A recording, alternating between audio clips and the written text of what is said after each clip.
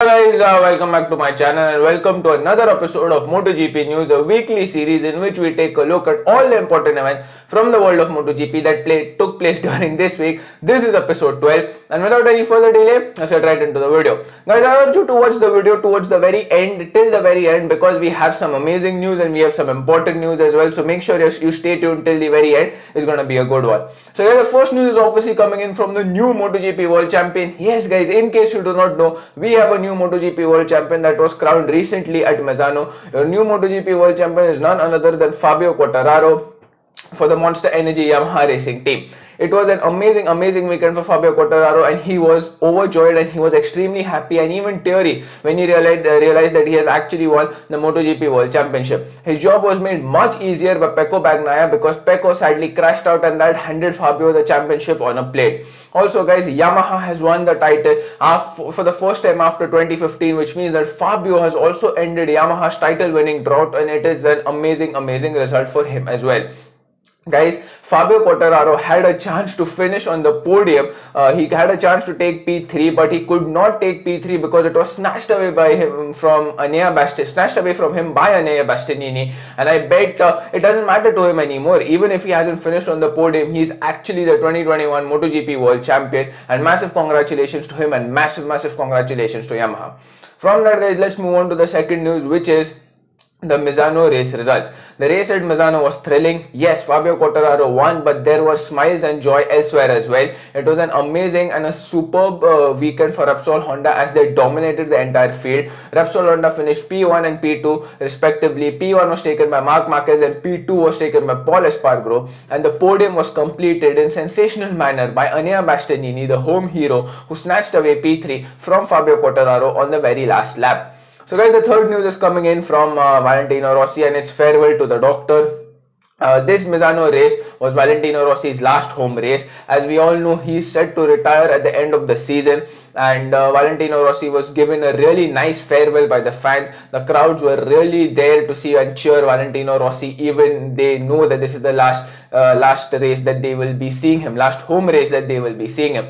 In honor of this, the VR46 Riders team unveiled a special livery, and they ran a special livery to actually give a tribute to Valentino Rossi, because he's not just a MotoGP legend, he's a racing legend altogether. Also guys, Valentino Rossi did also unveil his special lid. This time's helmet was actually a really good one, and this helmet was dedicated from Valentino Rossi to his fans. It was an amazing design, and I will leave it on the screens for you guys to see. Guys, after recording, as you may have noticed, the footages are different. Is because my audio messed up, so I've had to do this again after a couple of hours, hence the change in camera angle and whatnot.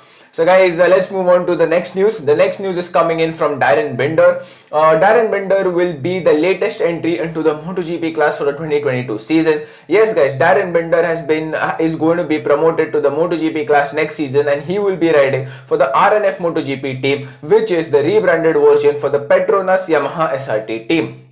Darren Bender has signed for the 2022 season with an option to extend for the 2023 season. Darren Bender is the brother of Brad Bender, and Brad Bender currently races in MotoGP for the factory KTM team. Darren Bender has really impressed Yamaha in the Moto3 class because of his fierce riding skills, and because of which they have liked what they have seen. He also has 6 Moto3 podiums to his name so far, and because of this he has been approached by them and he will race for them in the next season. Massive congratulations to Darren Bender, and also let's hope that he does really well. So guys, the next news is coming in from a new Moto3 team. The Sterile Garda Max Racing team has gone on to sign 2 new riders, very talented riders, in the form of John McPhee and Ayumi Sasaki. They will be on board the Husqvarna machine. The Husqvarna this season is doing pretty well, and they are challenging for the top 3 championship spot when it comes to the Constructors' Championships, with their hopes heavily resting on Romano Fenati. Next year, with the inclusion of John McPhee as well as Ayumi Sasaki, Husqvarna can actually challenge for the championship in a much more competitive manner, and here's wishing this new team and everyone all the very best. So guys, the last and the final news is coming in from Ducati. So guys, Ducati will be the sole sponsor of Moto E starting from 2023.